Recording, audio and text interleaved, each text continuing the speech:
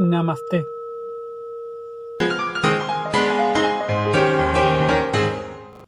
Bienvenidos nuevamente a Interacción Humano-Computadora. En la clase pasada estuvimos hablando de percepción y de percepción visual. Hoy vamos a seguir con esos temas, pero vamos a enfocarnos en percepción auditiva y táctil. ¿Sí? Repasemos un poco lo que estuvimos hablando antes. Hablamos de la percepción, que es lo que a nosotros nos permite, o es el proceso a través del cual nosotros percibimos el mundo. Y hablamos sobre cómo distintos factores afectan nuestro proceso de percepción. En particular, los subjetivos que somos en la percepción. Hay un ejemplo muy lindo que viene del área del cine. Se conoce como el efecto Kuleshov. Es un director ruso, no sé si estoy pronunciando bien el nombre, pero quien lo explica muy bien es otro director de cine, Hitchcock. Voy a dejar el link al video de acá. Pero básicamente en el efecto Kuleshov lo que se plantea es lo siguiente. Imaginen que tenemos 3 escenas, ¿sí?, en secuencia. La primera escena es un señor. El señor está mirando algo. La segunda escena vemos qué es lo que está mirando. A una mujer jugando con un niño. En la tercera escena, el señor sonríe. ¿Qué es lo que percibimos nosotros del Señor? ¿Qué nos transmite a nosotros ese Señor? Que es un padre de familia, un señor bueno, un hombre tierno, que se pone feliz a la imagen de una familia. Bien, ahora viene el efecto Kuleshov. ¿Qué es lo que plantea Hitchcock? Vamos a cambiar la imagen del medio, ¿sí? La primera escena y la última escena siguen siendo la misma, pero cambiamos la del medio, ¿sí? Arrancamos igual, un hombre mirando algo. Después vemos qué es lo que está mirando. ¿Y qué está mirando ahora? Una mujer en bikini. Y pasamos a la última escena, la misma que antes. El hombre sonríe. ¿Qué percibimos nosotros del hombre? Que es un viejo pícaro. Ese es el efecto Kuleshov. Que como el orden de las escenas y cómo cambiando una escena en un conjunto de escenas nos puede cambiar la percepción completa de toda esta secuencia de escenas. Y eso es lo que tiene la percepción, esa subjetividad que a nosotros nos interesa, junto con algunas reglas que también existen, que fueron estudiadas y que las planteamos en el caso anterior. Eso con respecto a la percepción visual. Como parte de la percepción visual hablamos del ojo, o los ojos, que son los instrumentos a través de los cuales nosotros vemos, como la parte física del proceso.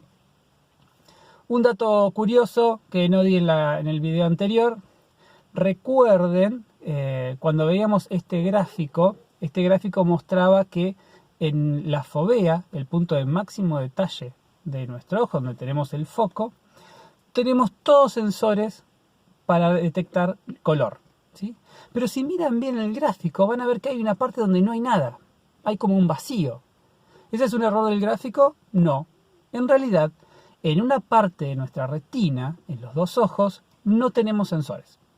Y es la parte donde está el nervio óptico. ¿Sí? Recuerda el nervio óptico, que es el cable que lleva información desde el ojo, los impulsos eléctricos desde el ojo hasta la corteza visual en el cerebro. Bueno, en la retina, que es una superficie, hay un punto donde no hay sensores, que es la parte donde todo el caño, el nervio óptico, se va para el lado del cerebro. Es como la parte donde está el agujero de una bañera. Y sin embargo yo no tengo un punto negro, ¿sí? Yo en cualquier momento cuando miro, y todos nos debería pasar lo mismo, no nos está faltando un pedazo de imagen. ¿Por qué pasa eso?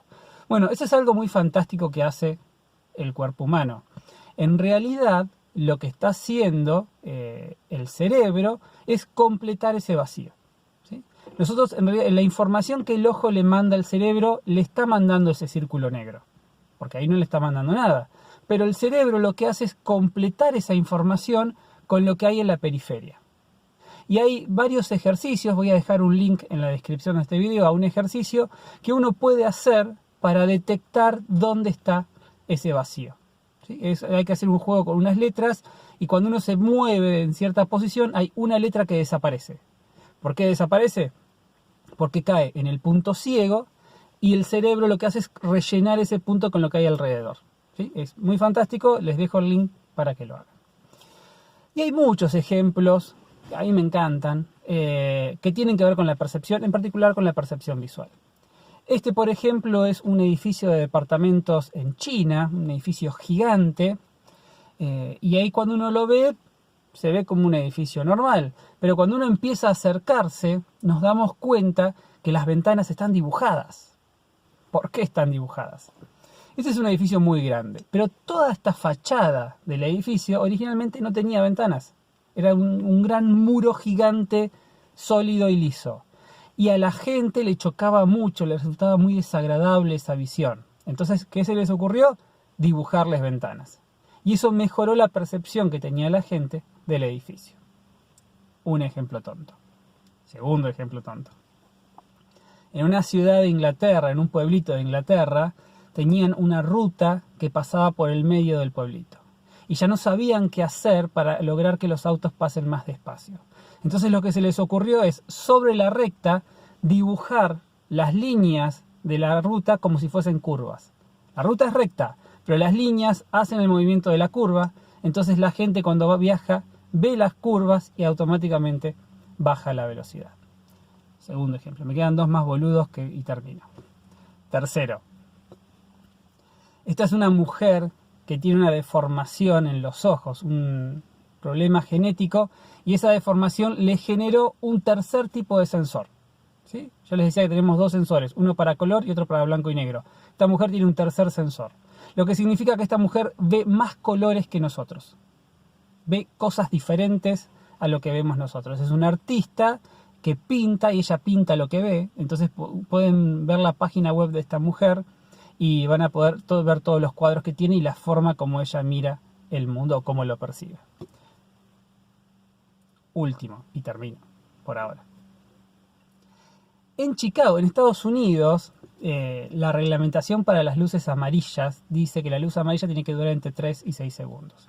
El tema de las luces amarillas es algo muy interesante, porque si yo les pregunto cuánto dura una luz amarilla acá, no sé si lo van a saber, yo no lo sé, pero sin embargo uno que siempre pasa por ciertos lugares ya sabe, de alguna manera percibe si va a llegar a pasar o no va a llegar a pasar.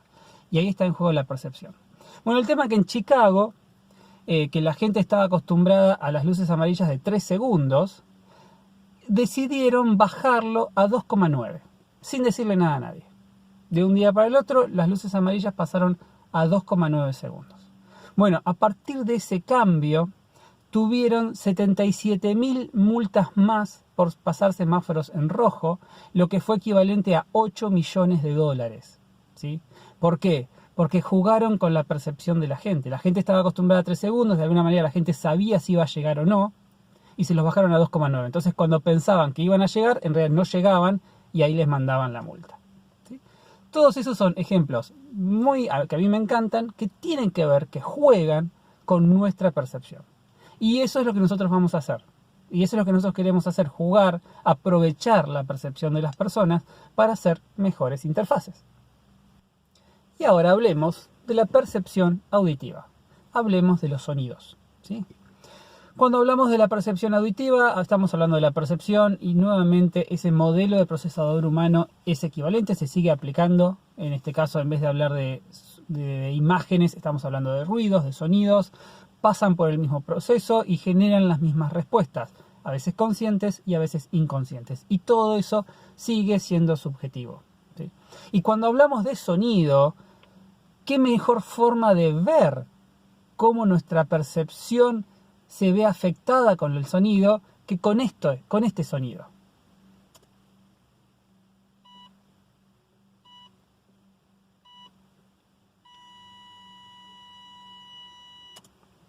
¿Cuántas cosas asociamos con eso?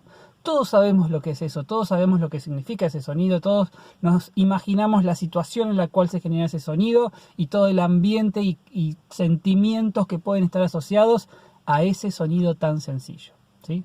Eso es la percepción auditiva, o eso es lo que a nosotros nos interesa conocer. Así que bueno, vamos a hablar de percepción auditiva, vamos a empezar como hicimos antes con el ojo, hablando de la parte física. En la parte física de esta percepción, obviamente el oído es fundamental. ¿Sí? Nosotros percibimos los sonidos a través de nuestros oídos. Nuestros oídos, el oído, para simplificar, Está formado por 3 partes: oído externo, oído medio y oído interno, ¿sí? El oído externo incluye la oreja. La oreja funciona como un embudo que lo que busca es captar todo el sonido y mandarlo para adentro, por eso tiene la forma que tiene, y viaja a través de un canal hasta el oído medio, ¿sí? Todo eso está biológicamente armado para llevar los sonidos hacia adentro. Cuando viajamos para adentro en el oído, llegamos al oído medio. El oído medio, que es una joyita de ingeniería. Perdón, soy muy fanático de estas cosas. El oído medio lo que hace es transformar vibraciones en el aire, ahora vamos a hablar de eso, en movimientos mecánicos, ¿sí? El oído medio está formado por 3 de los huesos más chiquititos del cuerpo humano: el yunque, el martillo y el estribo. ¿Qué es lo que pasa en el oído medio?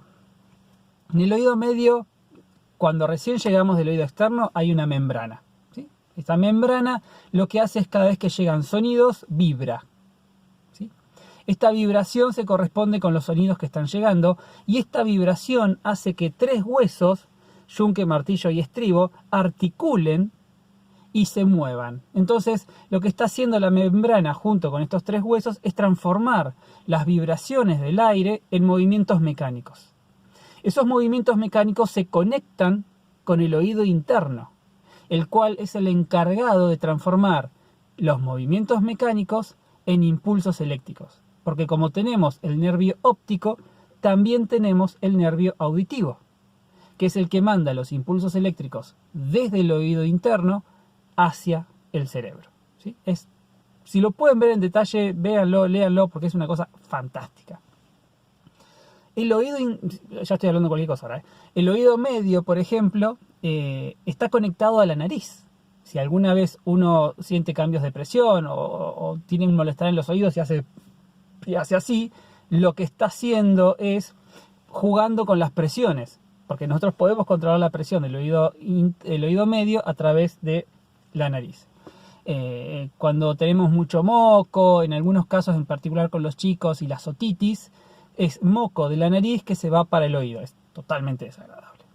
Pero bueno, ese es el instrumento que usamos para percibir el sonido. De la misma forma que vemos porque hay luz, nosotros escuchamos porque hay aire, ¿sí? En el espacio nadie puede escucharte gritar. Eso es de la película Aliens. Pero esa frase viene porque en el espacio donde está todo vacío, los sonidos no pueden viajar. Los sonidos necesitan viajar a través de algún medio. El principal medio para nosotros es el aire, la atmósfera, ¿sí? En realidad el sonido puede viajar a través de otros medios más sólidos, y ahora vemos de eso. Pero bueno, principalmente podemos oír porque hay aire. Cuando se genera un sonido, los sonidos se generan a partir de vibraciones de objetos. Esta tapa de Essen, cuando yo la golpeo, empieza a vibrar. Esta vibración que hace este objeto, lo que genera son compresiones de aire, ¿sí? Ese sonido es la vibración de la tapa. Si yo apoyo la mano, puedo llegar a percibir la vibración de la tapa. Si yo la sostengo, corto el sonido porque detengo la vibración.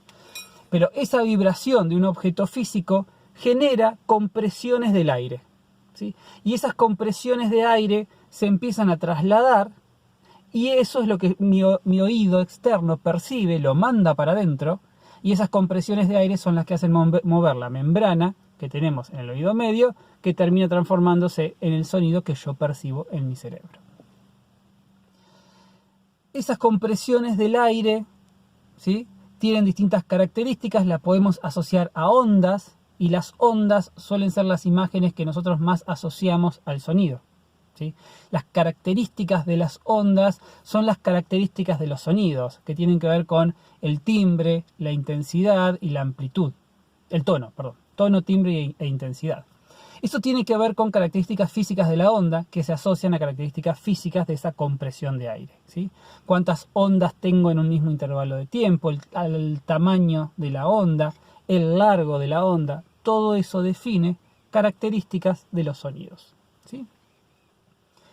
¿Qué nos interesa a nosotros desde el punto de vista de la percepción, desde el punto de vista de las interfaces? Como todo dispositivo electrónico, ¿sí?, que al fin y al cuenta somos eso nosotros, funciona dentro de parámetros seguros, ¿sí? Recuerden que yo les decía, el ojo cuando mira el sol, los sensores se apagan para cuidarse, ¿sí? ¿Eso es por qué? Porque hay una luz demasiado fuerte, tan fuerte que lo puede romper. Algo similar pasa con el oído, algo equivalente pasa con el oído. Tengo un dato boludo más para dar que es buenísimo. Paciencia. Están estudiados cuáles son los niveles de intensidad de sonidos que el ser humano puede manejar. El sonido se mide en decibeles, ¿sí? dB, ¿sí? Decibeles es una escala logarítmica, porque tengan en cuenta que en esta misma escala yo tengo que poder medir un sonido tan suave como esto que yo siento acá cuando rozo dos dedos, hasta la turbina de un avión, ¿sí? Cuando la diferencia entre esas dos es de 1000 millones, ¿sí?, si lo hiciera lineal. Entonces es logarítmica en ese sentido, para poder cubrir un rango muy amplio. Entonces son comunes de ver estas escalas, ¿sí?, como aparecen acá, escalas de decibeles, donde tengo distintos valores, se asocian a veces a sonidos comunes, y en qué punto ya empieza a ser peligroso mantener ese sonido, ¿sí? Acá lo que es importante es analizar el decibel del sonido, la intensidad que tiene el sonido y cuánto tiempo perdura, ¿sí? Yo puedo tener sonidos muy fuertes o fuertes que si duran poco tiempo no son peligrosos y los podemos usar para llamar la atención, pero si ese mismo sonido yo lo mantengo en el tiempo, puedo llegar a generar algún tipo de lesión, ¿sí? Entonces, ¿qué era el dato curioso que yo tenía para contar? Un dato curioso y una anécdota. Dato curioso. De la misma forma que el ojo se protege ante luces muy fuertes apagando los sensores, el oído también se protege, ¿sí?, ante sonidos muy fuertes, ¿sí? Un clásico ejemplo es en las películas cuando hay una explosión muy grande y para hacernos sentir a nosotros los espectadores esa explosión, ¿qué es lo que suele pasar? Se deja de escuchar sonido y solamente se escucha un zumbido, por una explosión muy fuerte. Si alguna vez les explotó un petardo o vivieron ustedes un sonido muy fuerte, van a ver que eso es así. ¿Por qué es así? Porque cuando se genera una vibración tan fuerte que el oído considera que se va a romper, estos tres huesos que yo tengo, yunque, estribo y martillo, lo que hacen es soltarse, ¿sí? En vez de transmitir la vibración y poner en riesgo el oído interno, lo que hacen es dejan de moverse, se sueltan, y esa es la razón por la cual yo dejo de escuchar sonidos externos, porque no estoy transmitiendo en el oído medio, y percibo ese zumbido, ¿sí?, que es como la señal de ajuste de la televisión. Y algo interesante es esa membrana que se mueve, es una membrana que se regenera, ¿sí? Es normal tener lesiones en esa membrana a veces se rompe por 1000 razones. En los chicos, recuerden que les dije que tengo un nene de 4 años que pasó por muchas otitis, ahí aprendí mucho más también del oído. En algunos casos en los nenes, cuando se genera mucho moco en el oído medio, es tanta la presión que genera ese moco sobre la membrana, que de ahí viene el dolor de la otitis, que en muchos casos termina perforando la membrana, es decir, hay moco que sale para afuera. Les dije que era asqueroso, pero pasa eso. Y siempre cuento la anécdota de una cuñada que tengo yo, que una vez estaba con un inflador de estos de gomería, que son a presión, que no sabía si funcionaba bien, entonces no tuvo la mejor idea que ponerse en el oído y apretar, y la presión fue tan fuerte que le perforó la membrana. Nada, no pasó nada, sigue funcionando el oído, y después con el tiempo la membrana se va regenerando, y está todo más que bien. Más datos curiosos eran esos. Pero entonces, las escalas de decibeles son muy importantes conocerlas, porque con eso nosotros podemos manejar el tema de la seguridad de las personas. Y lo que también es interesante saber con respecto a los sonidos es que existen los equivalentes a las leyes de Gestalt para sonidos, ¿sí? Recuerdan las leyes de Gestalt que las mencioné en el último video, que eran reglas muy robustas, muy estudiadas sobre cómo el ser humano percibe ciertas cosas, ¿sí? Cuestiones de orden, de simetría, todo ese tipo de cosas ya están estudiadas, y a la parte visual ya se sabe cómo procesa esa información el cerebro. Es equivalente, y les dejo el link en la descripción de este video para que lean sobre las leyes de Gestalt aplicadas, ¿sí?, a los sonidos. Bien, eso es con respecto a lo que es percepción auditiva. Y por último, tenemos la percepción táctil, ¿sí? La percepción táctil tiene algunos detalles que son muy interesantes y quizás para hablar acá es la más sencilla y la más cortita de todas. Cuando hablamos de percepción táctil, hablamos del tacto, y cuando hablamos del tacto solemos pensar en los dedos. Está bien, pero en realidad la percepción táctil se asocia a la piel, ¿sí? Nosotros tenemos tacto en toda nuestra piel, ¿sí? La piel es el órgano más grande del cuerpo humano. En promedio, un adulto tiene 3,5 kilos de piel. Si yo pudiese poner toda la piel sobre una superficie, como podemos ver en esta imagen, no les voy a mostrar eso.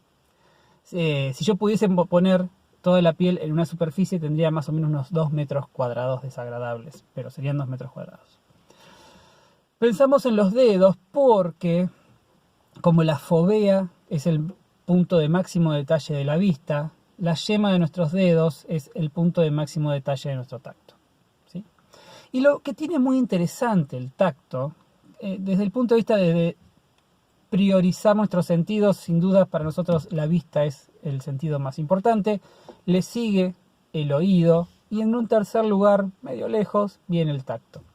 Sin embargo, lo que tiene muy interesante y nosotros usamos mucho en lo que es interfaces con respecto al tacto, es que es el sentido que tiene contacto directo con los objetos, ¿sí? La vista ve algo, el oído oye algo, pero el tacto toca las cosas, ¿sí?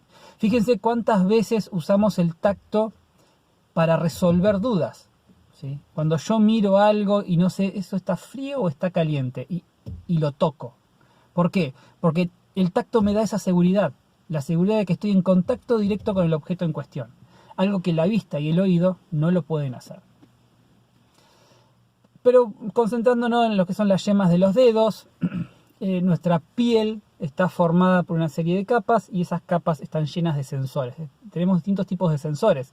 Sensores de temperatura, sensores de presión, por ejemplo, y eso nos da información sobre los objetos con los cuales nosotros estamos interactuando. Y nosotros tomamos decisiones a partir de esos objetos, ¿sí? Y es muy interesante ver, cuando no tenemos la información de los tactos, cómo nos manejamos.